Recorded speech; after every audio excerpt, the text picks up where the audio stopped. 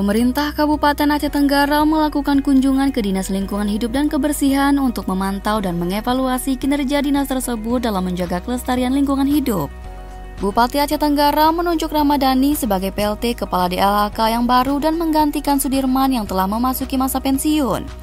Senin 3 Maret 2025.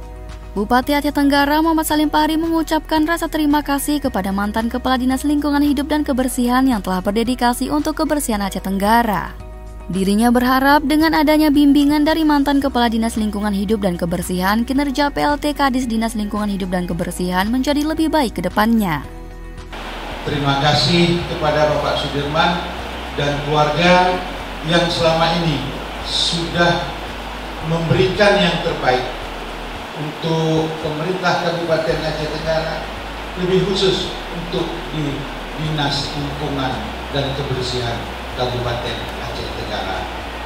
Kepada Bapak Rahmat, kepada Bapak Dhani, tugas kepercayaan yang diberikan pimpinan adalah sebuah amanah.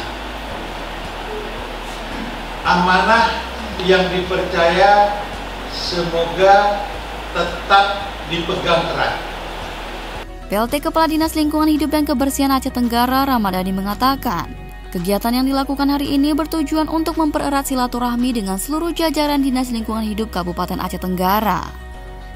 Jadi sekalian aku menguji Mandumina, mohon terima aku walaupun statusku PLT sementara, kita benahi kantor kita urut, kita jalankan tugas kita masing-masing. Mesti ingatkan kita, ada kami silap kami ingatkan, ada kami lupa kami ingatkan. Begini kerana ketika nahan kami ingatkan ini, mulakannya kami disinggung. Kita mohon maaf. Dengan melakukan kunjungan ke Dinas Lingkungan Hidup dan Kebersihan, Bupati Aceh Tenggara menunjukkan komitmen sesuai dengan arahan Presiden Republik Indonesia untuk menjaga kebersihan. Bersih dalam mengambil kebijakan, bersih dari sampah, serta mencari solusi agar Kabupaten Aceh Tenggara semakin maju. Tim Liputan Diskominfo Aceh Tenggara.